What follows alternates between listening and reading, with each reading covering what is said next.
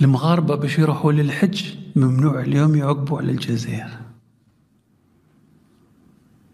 شت الإسلام الإسلام هو اللي جمعنا، والجغرافيا هي اللي جمعتنا، والتراب هو اللي جمعنا، والتاريخ هو اللي جمعنا. أقولها لكم من هذا المنبر، كان ما جاتش المغرب كان بن بلة وبومدين والشادلي وبوضياف وزروال وبوتفليقة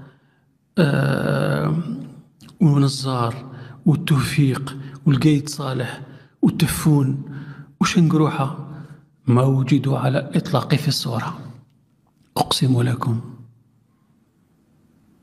لماذا تقول هذا يا غاني؟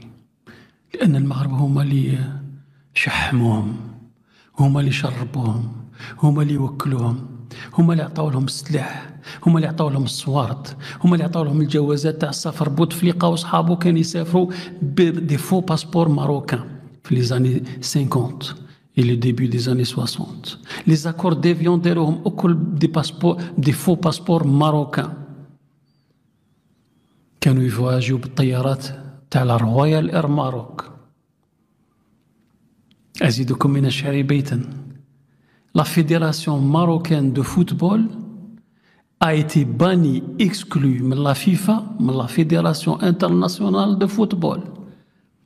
لا لشيء، فقط لأنها اعترفت بفريق جبهة التحرير الوطني وداروا معهم في ليبيا ان تورنوا انترناسيونال باش يعرفوا بالقضية الجزائرية.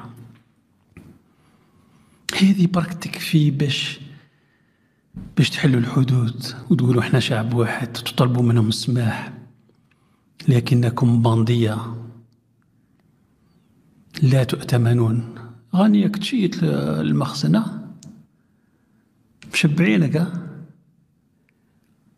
قاعدة شرعية تقول البينة على من ادعى. أنتم تدعون باللي أنا نسلك في المخزن وفرنسا والإنجليز والأمريكان ونتنياهو ونبقاو في المغرب.